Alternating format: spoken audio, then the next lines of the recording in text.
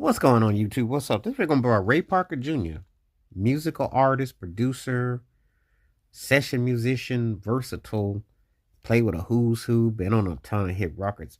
And this was just basically him citing his musical influences and people he dug. He mentioned Smokey Robinson, Marvin Gaye, James Brown, and he said Stevie Wonder. And he played with so many different artists. I mean, when you look at the credits on so many records, if you get a chance to, he did so much session work. It's uncanny. But he was a loyalist to the Detroit. Um, he had groove based records. One of the things about Ray Parker Jr. is like he had the kind of ears he could take what was happening and mix it and flip it like his own, and he could play it. His rhythm and cadence was very distinctive.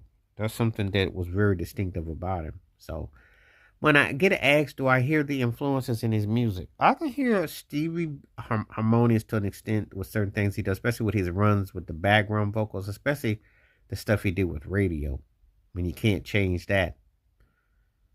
You know, it's got a tone that will loan it to itself. When he does the wah wah thing, like when he did it for Mr. Telephone Man, which he wrote for New Edition, there are cadences that I can hear in his tone that loan themselves to that.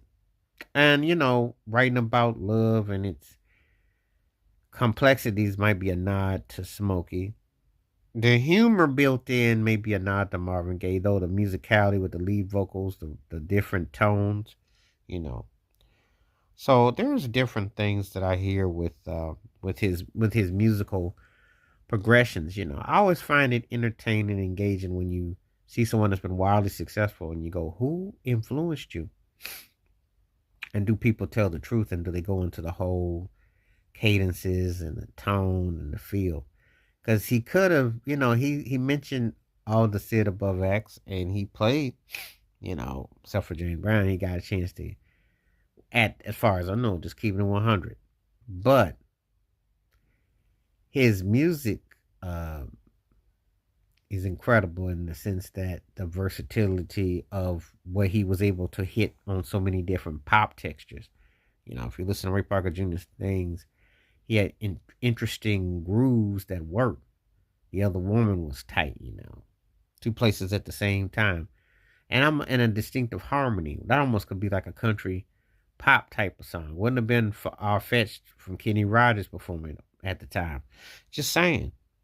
So it's interesting when I hear his musicality, what inspired him, what influenced him.